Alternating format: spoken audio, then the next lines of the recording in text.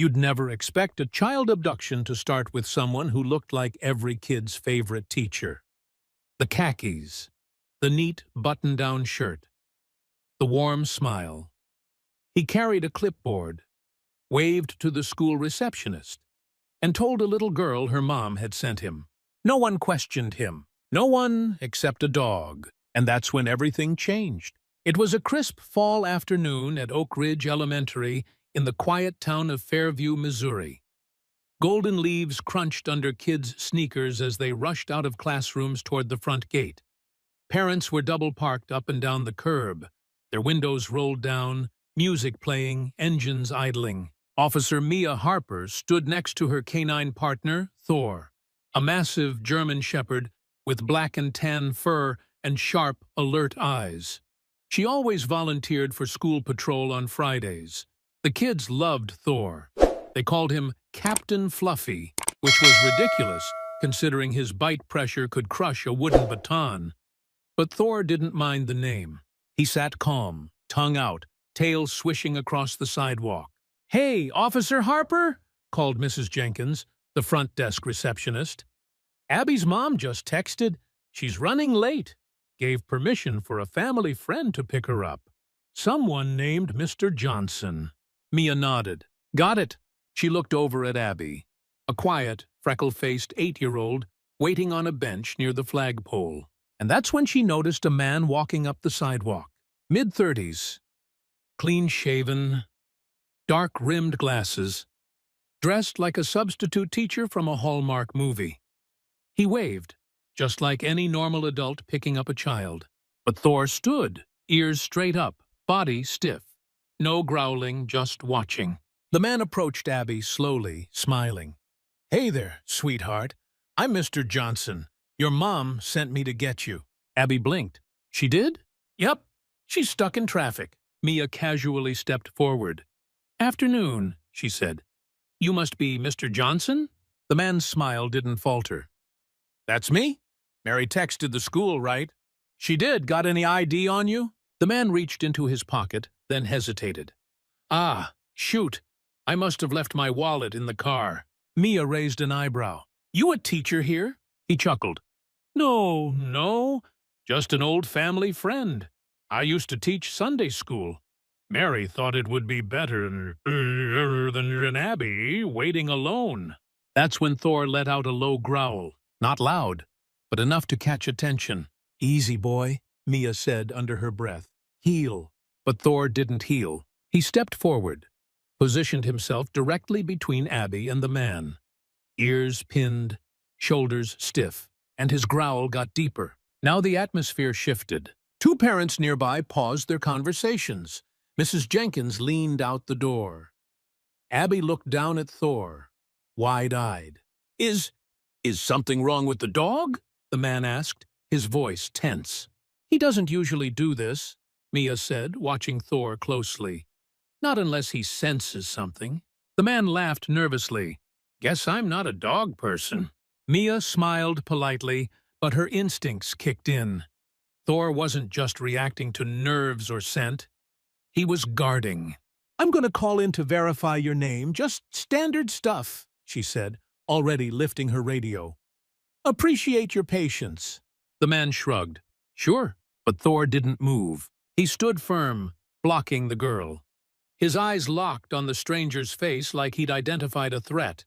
If you love stories of heroic dogs and real-life animal heroes, don't forget to subscribe to our YouTube channel, Heroes for Animals. We bring you the powerful, true, and inspiring stories of the animals who protect us, sometimes in ways we never see coming. Dispatch took a few minutes to respond. Meanwhile, the man tried to make small talk. "So, Thor, huh? Big guy. You're a good boy, right?" He reached his hand out to Ulpus slightly. Thor growled again. Abby shrank back. "You know," Mia said, "why don't we wait just a little farther from Abby? I'm sure this is just a mix-up." The man's face twitched, just for a second. But enough. He stepped back. "No problem." That's when Thor's nose went to work. He began sniffing the man's coat pocket with obsessive focus. Sniff, whine, growl. Something was there. Something off. "Dispatch, go ahead," came the voice over the radio. Mia turned away from the man just slightly. "Do we have a Mr. Johnson authorized on today's pickup for Abby Marks?" Pause. "Negative. No pickup authorization on file under that name." Her heart dropped. She turned back, but the man was already walking quickly away from the school gates. "Sir!" she called. He broke into a run. Thor didn't wait for a command. He lunged. It happened in seconds. The dog's powerful legs launched forward, crossing the sidewalk like a bullet. He grabbed the man's wrist mid-sprint, bringing him crashing to the ground. Mia sprinted after them, cuff already in hand.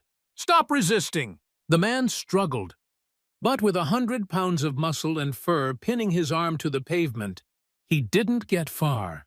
More parents crowded around, phones out, filming, gasping. "Get Abby inside," Mia yelled toward the school staff. "Lock the doors until I give the all clear." After backup arrived, the man was taken into custody. He had no ID, no car keys, and in his jacket pocket, a burner phone, a small pink stuffed unicorn, just like the one Abby's mom reported missing last week, and a slip of paper that read simply, "Get her. No mistakes this time." Thor sat beside the patrol car, chest rising and falling calmly. He licked his paw like it had been just another walk in the park. But Mia knew what would have happened, what almost happened, if Thor hadn't reacted the way he did. Later, Abby's mother arrived sobbing, hugged her daughter, thanked Mia, thanked Thor 12 times. Thor leaned against Abby, eyes soft again, tail wagging slowly. He didn't know he was a hero.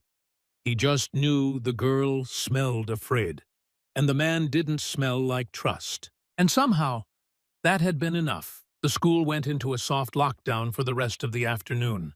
Parents waited anxiously on the sidewalks, clutching their steering wheels or pacing in front of the school entrance. The man, who still hadn't provided a single valid piece of identification, was already in the back of the patrol car, staring blankly at the divider glass as Officer Mia Harper spoke with dispatch. Thor sat by her side, still tense, nose twitching in the fall air. "I'm going to need a deep dive into this guy," Mia said into the radio. "No wallet, no car keys, phone's locked. He claimed to be Mr. Johnson, but nothing's matching in the system." "Roger that," came dispatch. "Fingerprint scan pending. Do you want to transfer him to county or wait?" "Hold him here for now. I've got questions." She looked over at the girl's mother, Mary Marks, who was now holding Abby in a tight grip. Both of them sitting on the school bench where Abby had waited not an hour ago. Mary's makeup was streaked with tears. Her hand shook as she stroked her daughter's hair. "I've never seen that man before in my life," Mary said. "He said he was picking her up? I didn't send anyone." Mia nodded. "That's what we figured out. Thank God in time. I mean, I've posted photos of Abby on Facebook." "Sure," Mary went on, her voice breaking. "But nothing about pickup schedules or school info. I'm always careful. Who does something like this?" Thor, standing beside them, let out a low huff. Mary dropped to her knees, wrapping her arms around the big dog. "You saved my baby. You really did." Thor leaned into the hug. Mia walked back to the squad car and opened the back door. The man stared at her with unreadable eyes. "Got anything you want to say?" she asked. No response. "You're not a teacher. You're not even listed in this state." Still silence. "You approached an 8-year-old under false pretenses. You tried to remove her from school grounds. That's attempted abduction." A slow smirk crossed the man's lips. "You're making a mistake," he said. "I don't think I am," Mia said flatly. He leaned back. "There are more of us than you think." The door slammed shut. An hour later, at the Fairview Police Department, a quick forensic check brought up no criminal record, but also no traceable history. No DMV photo, no Social Security activity for the last 10 years. His fingerprints weren't in any known law enforcement database. But the burner phone was buzzing with buried data. One of the techs on site flagged Mia down. We pulled the texts. Most of them were deleted, but we recovered some. And there's something here you should see. The phone had one main contact, saved under the letter C. Dozens of texts back and forth. School drop confirmed. Girl matches photo. Target appears compliant. Pick up clean. No interference. We try again if this fails. There were timestamps, dates that lined up with previous attempted kidnappings in nearby towns. Similar MO quiet men, dressed like someone trustworthy, trying to lure children off school property. Most were thwarted. 2 were not. 1 girl was still missing. Mia felt her stomach twist. This wasn't a one-man operation. That night, she couldn't sleep. Thor lay on the rug in her small apartment, his head resting on his crossed paws, eyes flickering open every time she shifted. She sat on the edge of the couch, staring at her notes, the phone logs, Abby's school pickup list, her mother's testimony. It didn't add up. Why Abby? Mia had worked dozens of school safety assignments over the years. Most of them were routine, but Thor had never reacted like that. The way he blocked, the way he stood between them. It wasn't just training, it was instinct. She looked down at him. You knew, she whispered. How did you know? Thor opened one eye, just watched her. The next morning, something else came through. A hit on a missing identity match. A detective from Kansas called in. A man matching their suspect's face, same build, same voice, even same glasses, had been captured on camera 4 months ago at a mall in Wichita. He had approached a child outside a restroom, but when the mother showed up, he walked away before police could respond. The photo they pulled from the mall's surveillance wasn't a perfect match, but it was close enough. That man, too, had no ID, no trace. And the contact number in that case also listed under C. Back at the school, Mia asked to review the last 2 weeks of security footage. They watched the entrance camera for every afternoon.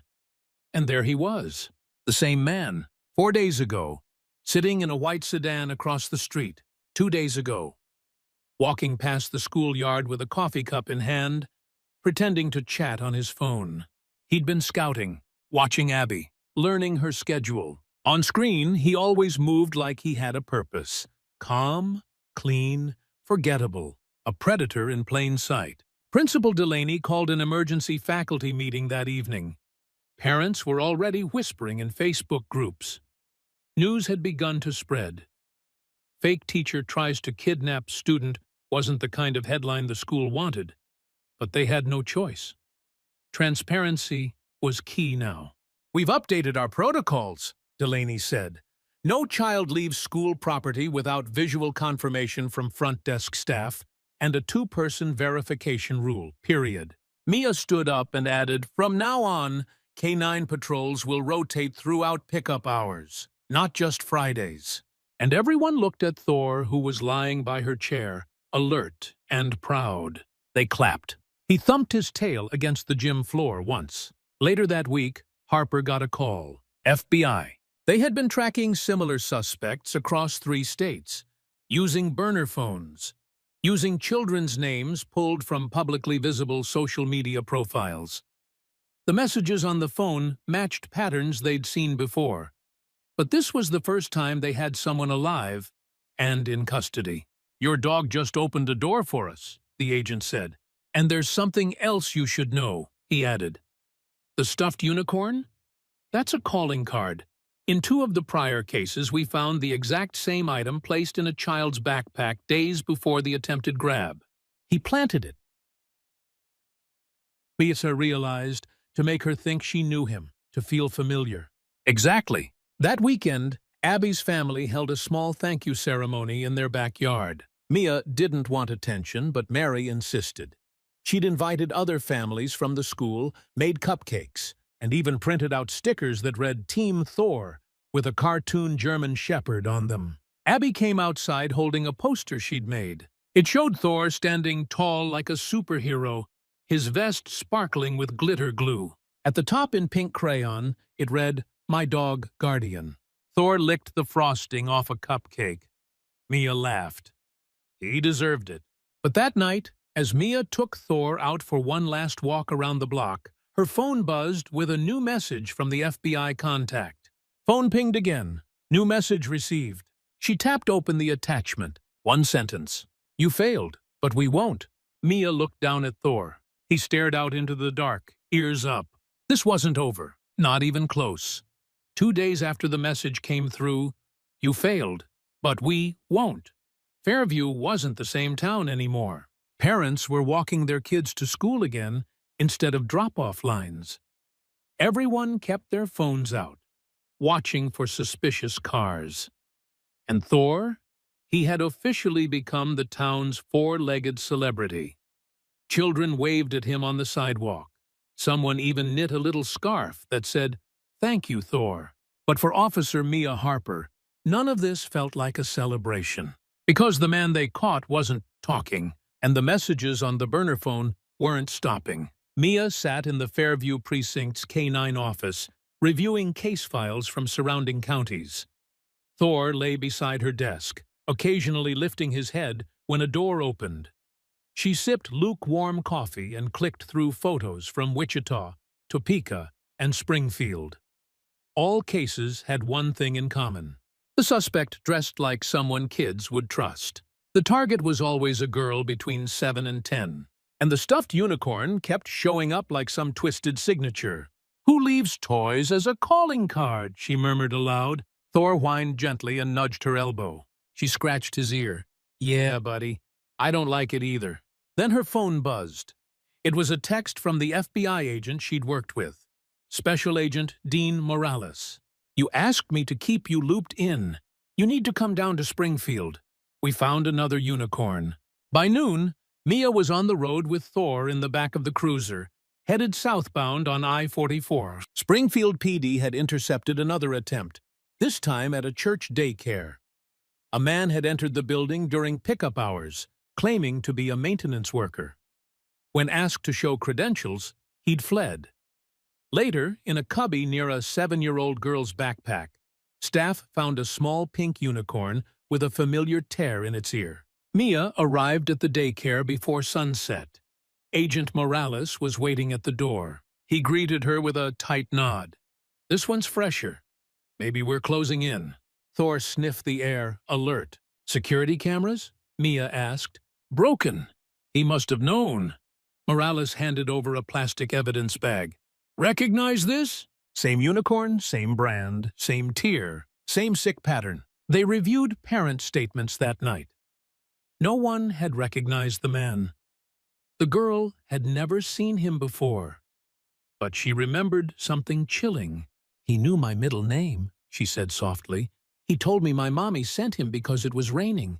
Her mother hadn't posted anything about the weather that day, but her social media had public birthday albums, tagged photos, school name in the bio.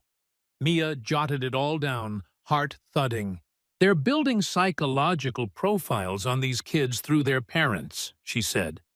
"They know what to say to make them feel safe." Morales frowned. "And they're getting better at it." The next morning, Mia and Thor returned to Fairview, but she couldn't shake the feeling that something was building, like the silence before a storm. She opened her inbox and saw something new. A tip had come in. Anonymous. "Check the supply van near the abandoned library. Parks there twice a week around 3 p.m. No logo. Watch it." It didn't say much, but it was enough. The next afternoon, she drove to the old public library, now shuttered for years. Cracks ran through the brick walls. The parking lot was mostly weeds and broken glass. And at 3:12 p.m., a white cargo van pulled in. No company name. Windows covered. Mia parked 2 blocks away, cut the engine, and waited. Thor stood in the back seat, nose pressed to the glass. Then his ears shot up. He growled. Low, focused. Something was wrong. She keyed her radio. "Dispatch, I've got eyes on a suspicious vehicle. White van, no tags visible. Parked near 9th and Juniper. Request backup." "Copy that, Officer Harper." Units en route. But Thor couldn't wait. He barked, once, loud and sharp. And that's when the van door opened. A man stepped out. Hoodie, sunglasses, phone to his ear. And then another door. This time from inside the van. And a little girl peeked out. Mia slammed the door open. Police! Freeze! The man turned to run. But Thor was already airborne. The girl screamed. The man hit the ground hard. Thor's teeth wrapped around his forearm like steel. Mia sprinted forward and secured the child first. It's okay. You're okay. I've got you, she said, wrapping her jacket around her. The girl sobbed into her shoulder. He said he was taking me to my grandma's. Mia's voice cracked. You're safe now. He's not taking you anywhere. Back at the station, the truth came unraveled fast. The man in the van was not the same one as before, but the script was nearly identical. The unicorn, the fake identity, the familiarity. The girl was taken from a playground just 10 minutes before Mia arrived. And once again, the contact in his phone, just the letter C. Morales met Mia at the precinct that evening. This isn't a random group, he said. It's a structured operation, small cells, specific targets. Someone's orchestrating this. From where? Mia asked. Could be anywhere. But we're closer now. He handed her a photo. Security camera footage. It showed the man from the van, meeting with someone at a diner 2 nights earlier. Someone in a police uniform. The next morning, Mia visited Abby's school again. It was a routine sweep now. Thor walked the perimeter, sniffing backpacks and bushes, stopping to accept pats from kids along the fence line. But something happened near the staff parking lot. Thor stopped, stiffened, and barked. Once, twice. He pulled toward a silver sedan. Mia followed, heart pounding. A man stepped out. Same dark-rimmed glasses, same cardigan as last week. Afternoon, officer, he said smoothly. Is there a problem? Thor lunged, snarling now. Mia drew her weapon. Hands where I can see them. But it was too late. The man ran. They didn't catch him. Not that day. He ducked into the woods behind the school and vanished like smoke. But now, they had his face. They had his fingerprints. They had more phones. And they had Thor, always one step ahead. That night, Mia stood on her porch with a beer in one hand and her other hand resting on Thor's neck. The fall air was cold, but she didn't feel it. You knew, she said again, just like she had days ago. You always know. Thor pressed his head into her hip, eyes watching the quiet street. The fight wasn't over, but now they were ready. When the suspect in the cardigan vanished into the woods, it wasn't just a missed arrest. It was a message. You can't stop us. The network was more organized, more layered than anyone had guessed. And now, with a near abduction thwarted outside Abby's school for the second time, Fairview wasn't just on alert, it was on edge. Parents started pulling their kids from school. Every parked van was reported. Teachers double-checked every name tag, every visitor badge, every lunchbox. And Officer Mia Harper? She didn't go off-duty anymore. Not really. Not when there were still unanswered questions. Not when Thor's instincts kept proving smarter than anyone's database. The morning after the suspect got away, the FBI team met with Mia in a temporary Joint Task Force office set up in Springfield. Agent Dean Morales, looking more exhausted than usual, slapped down a folder marked C-Lade 17 on the conference table. We've been going about this backward, he said. This isn't a wide net. It's a funnel. They're not trolling for random victims. They're looking for specific types. Mia leaned forward. What kind of types? Girls with predictable schedules, single-parent households, parents who post publicly. And something else. He opened the file. Inside were printed screenshots from an encrypted forum buried deep in the dark web. The posts had titles like Harvest Protocol Active, Run 4 Starts, 11:15. Teacher Method, Working in Region 3. Keep it clean, keep it friendly. They must trust you. Mia's stomach turned. So this is a playbook. Morales nodded. And we think we've found the source. Someone going by the handle Caretaker runs the forum. He's been pushing the unicorn method. He even created the scripts. Where's he based? She asked. Morales glanced at another agent. We tracked a VPN leak, just once. 36 seconds of real IP location before it bounced. He pointed to the screen. Fairview, Missouri. Back in town, Mia drove the streets with Thor in the back, scanning neighborhoods that now felt like crime scenes. It was hard to believe that something this dark could hide in a town so small. The bakers still knew every customer by name. People still left pumpkins on their porches. But somewhere in this slice of Americana, a man was building something monstrous. She pulled up to Abby's school again, not for patrol this time, but to meet her mom. Mary Marks stood at the entrance, arms crossed tight, watching every car that passed. Thanks for coming, Mary said. I don't trust anyone right now, except you. And Thor. Mia nodded. I know the feeling. They sat on the school's front steps while Abby played nearby, under a teacher's watchful eye. You know what the worst part is? Mary said. They almost convinced her. She said she felt like she knew him. Said he talked like her granddad. Called her by her middle name. Complimented her shirt. She thought he must have seen the picture from Halloween, which I posted. Mia didn't respond. Because Mary was right. And it was the same mistake so many others had made. Oversharing was a predator's playground. But Mia didn't blame the parents. She blamed the man teaching predators how to find children in the first place. That evening, Morales called again. We've got a hit. Another forum post. This one more brazen than before. Caretaker will appear for delivery night. 11:17. Drop, site prepped. Keep eyes out, dogs down. Delivery night? Mia asked. Whatever that means, it's going down this weekend. Surveillance teams flooded the area. The FBI quietly rented a run-down industrial park on the edge of town to stage equipment and coordinate movement. They narrowed the drop site down to a 3-mile radius along the Missouri River, where cell signals often went dead and abandoned barns dotted the tree line. That Friday, Mia suited up in tactical gear for the first time in years. Thor's vest was secured, freshly brushed, with a new patch that read, "Do not pet," in red letters. But his eyes still softened when she knelt to meet his gaze. You ready for this? She asked. He licked her chin once. That was enough.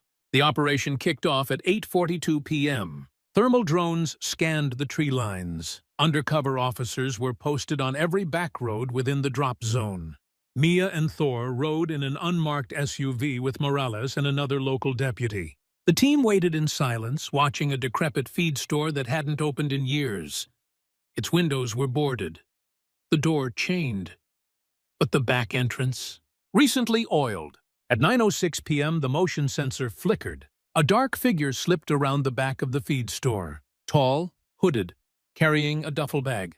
Eyes on, Morales whispered. No movement yet. Another figure joined him, shorter, holding what looked like a child's backpack. Then Mia saw something in the figure's hand, a stuffed unicorn. Thor growled, quiet, but certain. Go, Mia snapped.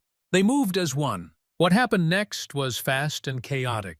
The suspects, one ducked inside the feed store, the other bolted toward the trees. Thor chose the one with the backpack.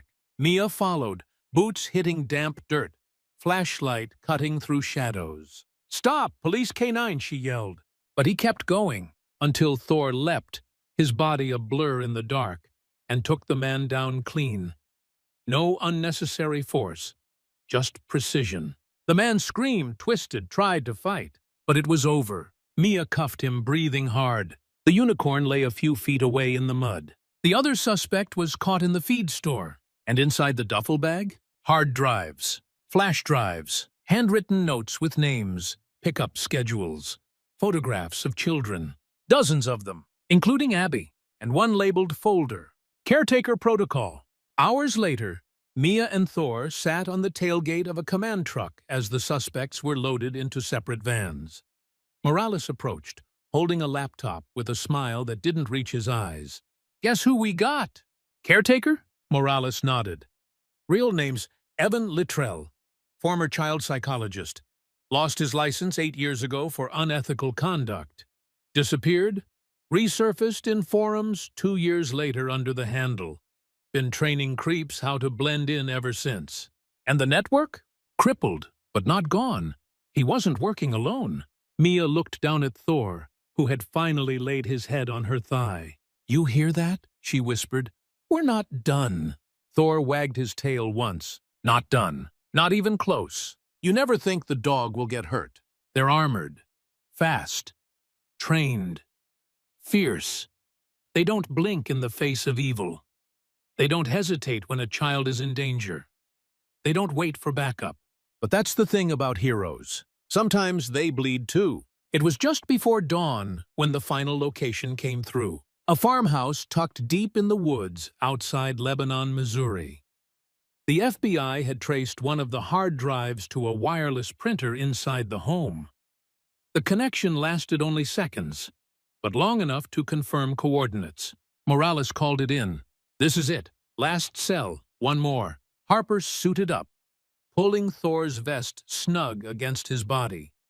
She checked the straps, then did it again. His brown eyes watched her the whole time. "You stay by me this time," she said. "We do this together." Thor's tail gave a short thump, but his ears stayed sharp, as if he knew something was coming. They drove the back roads in silence. The farmhouse sat in a clearing surrounded by trees thick enough to swallow sound. There were no neighbors for half a mile. No porch lights. Just a single rusted truck parked in the dirt driveway and a shed in the back with a padlock the size of a fist. 4 agents moved in from the left. Mia and Thor approached from the right. Flashlights off, night vision on. Inside the shed, faint noise. Something muffled. Morales crackled over comms. "Confirm targets inside. Sounds like movement. Prepare breach." Mia nodded, pulled Thor gently to her side. "Wait for my go," Morales said. Then a scream, high-pitched, young, a child. Thor didn't wait. He surged forward, barking with everything he had. The agents moved. Morales shouted, "Go, go, go!" Mia reached the shed door as Thor lunged at it, barking and pawing. The padlock rattled violently. Then the unmistakable sound of gunfire cracked through the clearing. One shot, then another. "Thor!" Mia screamed. She kicked the lock hard as another agent arrived with bolt cutters. The shed door flung open. Inside was a man with a pistol, wide-eyed, shaking, and a girl, no older than 9, tied to a chair with duct tape over her mouth. The man turned toward her, but Mia was already moving. 3 steps. Taser drawn, fire. The man collapsed. Thor lay in the corner, blood on his side. He was breathing, but barely. "Officer down!" Mia cried. "K9 wounded. I need help." She dropped beside him, hands trembling, pressed gauze from her vest kit against the wound. "Stay with me, buddy," she whispered. "Stay with me." Thor's eyes blinked once, then again. He licked her palm, and that's when she broke. At the Veterinary Trauma Center, 30 minutes away, Mia rode in the back of the cruiser with Thor on the seat beside her, her hand never leaving his fur. "He took it protecting her," she kept repeating. "He didn't even think twice." The vet team rushed out the moment they pulled up. A stretcher, oxygen mask, IV bags already dangling from gloved hands. As they wheeled him inside, Mia called out, "Tell me when he's stable. I'm not leaving this parking lot." And she didn't. Back in Fairview, the news spread like wildfire. The same dog who had saved Abby. The same K9 who'd caught 2 suspects and sniffed out the van. Shot. Protecting another child. A local radio station posted it first. Thor, Fairview's K9 hero, wounded in the line of duty. By nightfall, the school had set up a GoFundMe for vet expenses, even though the department would have covered it. Parents wanted to do something, anything. Kids made posters. "We Thor. Get well soon, Captain Fluffy. Real heroes have 4 legs." One little boy came to the police station just to drop off his stuffed animal for Thor to borrow. He handed it to Mia, through tears. "It's his now," the boy said. The next day, Mia was called in for a press briefing. The media had finally caught on. CNN, NBC, even local Fox affiliates. Everyone wanted to talk about the hero dog shot while rescuing child. Mia didn't want to do it, but Morales put a hand on her shoulder. "People need to hear this," he said. So she stood at the podium, sleepless and hollow, wearing Thor's spare patch on her vest. She told the story plainly. She talked about how Thor had stopped a kidnapping, how he'd taken down suspects with no hesitation, how he'd walked into a dark shed with only his instincts and bravery. "He didn't wait for permission," she said, voice cracking. "He just knew, and he saved that little girl." At the hospital, the girl's parents asked to meet Mia. They held her hands and cried. "Thank you for bringing her home," the mother whispered. She said the dog came in like a superhero. Mia nodded. "He is." 3 days later, Thor opened his eyes and lifted his head. The vet staff cheered. Mia was asleep in the chair beside him when the nurse tapped her. "He's awake," she said, smiling. Mia blinked, disoriented, then rushed to his side. Thor licked her fingers. "You big crazy mutt," she whispered. "You scared me half to death." He let out a soft chuff. His tail twitched. It wasn't a wag, not yet, but it was hope. The following week, the town of Fairview held a parade. Yes, an actual parade. The mayor made it official. Thor Day, every November 20th. Kids wore hand-drawn Thor masks. The fire department made a float just for him. He rode in a red wagon, bandaged, wearing sunglasses and a cape someone from the school PTA had sewn by hand. Mia walked beside him, shaking her head the whole way. "I swear you get more love than I do," she joked. Thor didn't argue. He just let a dozen sticky hands pet his back, calm and proud. That night, Morales handed her a sealed folder. "What's this?" Mia asked. "New posting, Regional Canine Task Force. You'd train future officers and dogs." She looked down at Thor, then back at Morales. "Not yet," she said. "I've still got more work to do here. So does he." Thor wagged his tail, this time no mistaking it. A full wag. He was ready, and so was she. There's something you learn when you work with canines long enough. They don't forget. Not people, not places, not scents, not moments. And definitely not unfinished business. 2 weeks after the parade, the town of Fairview had begun to settle back into something like normal. Christmas lights were going up early. Kids were back at school with extra security. Parents dropped off homemade cookies at the police department almost daily. Half for the officers, half just for Thor. Thor had healed faster than anyone expected. His stitches were removed. His limp was gone. The only sign of what he'd been through was a scar under his left shoulder and a shiny new vest donated by the town. It read, "Hero." But even with the smiles, the cards, the attention, Officer Mia Harper couldn't shake one feeling. It wasn't over. Not yet. The man they called Caretaker was behind bars. Morales and the FBI had dismantled the network's communication hubs. They'd shut down the forum, seized the backups, and arrested dozens across state lines. But one name still lingered in every briefing folder. Caleb Renton, the one suspect who'd slipped through the woods behind Abby's school. No fingerprints, no confirmed ID, just that chilling voice in a phone message. "You failed, but we won't." Late one evening, just before Thanksgiving, Mia was out walking Thor through her quiet neighborhood when her phone buzzed. A restricted number. She hesitated, then answered. A pause, then a voice. "You think it's over? We were in 5 states before you caught on. You think locking up the teacher makes the classroom disappear?" Then the line went dead. Mia froze. Thor did too. He was staring at a dark sedan parked across the street. They didn't wait. Within 10 minutes, backup arrived and the car was towed. Inside, they found surveillance photos of Thor, walking in the parade, sniffing bags near the school, curled up in the police cruiser's back seat.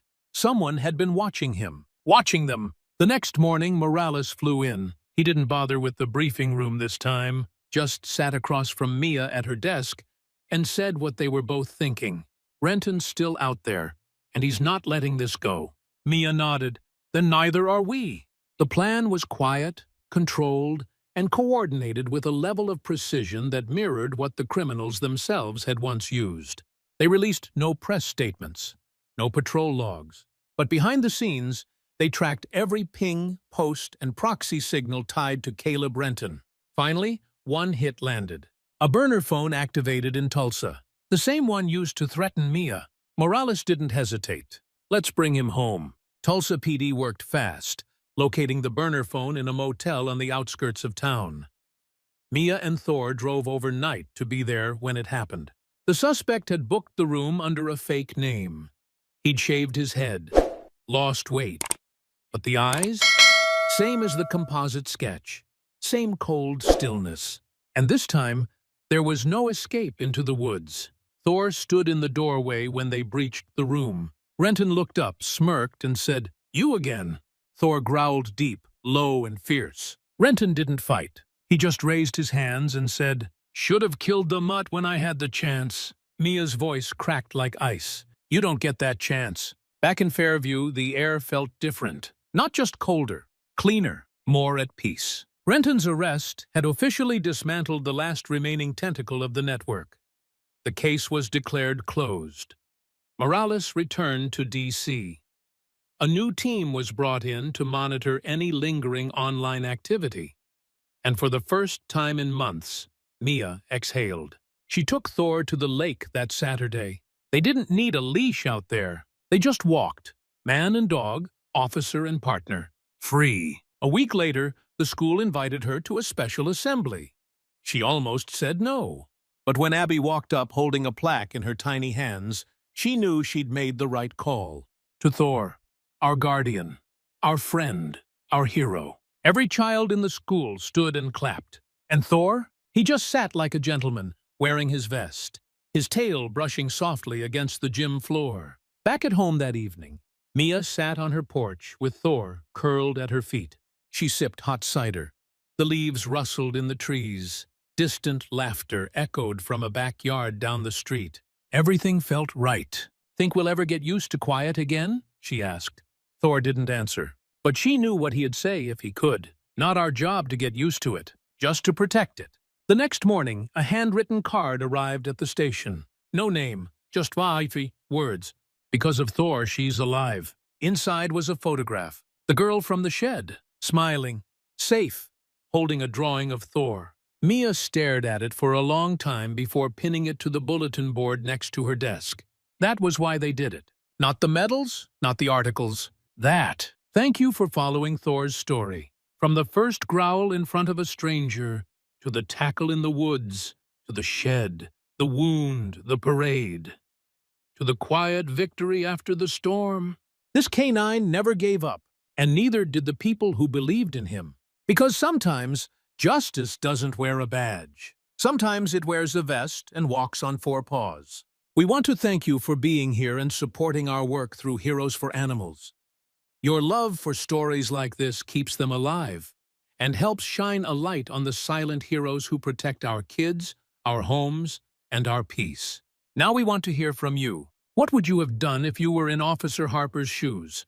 And if Thor could talk for one day, what do you think he'd say? Let us know in the comments below, because sometimes the best stories aren't just told, they're remembered.